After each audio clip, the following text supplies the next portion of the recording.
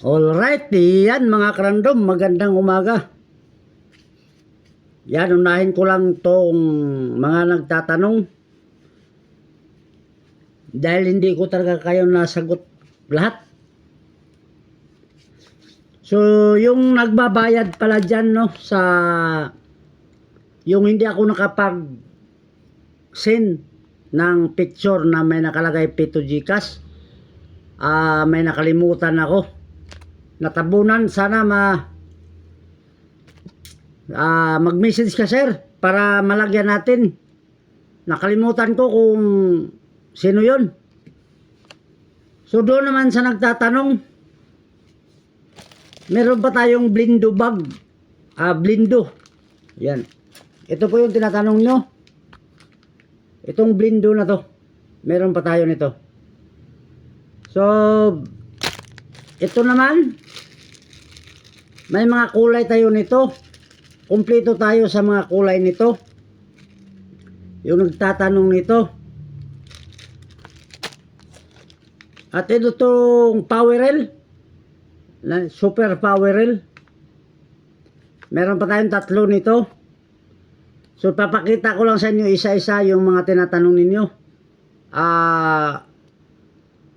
Hindi ko nasagot lahat-lahat.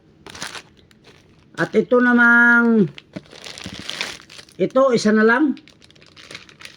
Yan, 38 ang sukat ito ha, 38. Isang piraso na lang to. So doon naman sa kukuha ng dalawa nito. Kaya sir, dalawa. May naiwan pa tayong tatlo nito. So ito yung mini butan niya. At itong microphone, puro black na lang sir ha, puro black na lang to. Wala na yung tinatanong mo na orange, yellow, wala na po, black na lang. At ito namang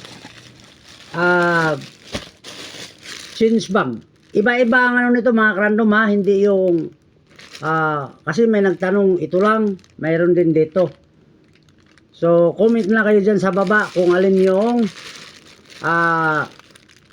gusto nyo, isang set ba, yung kasama yung parasol. Ito na po yun.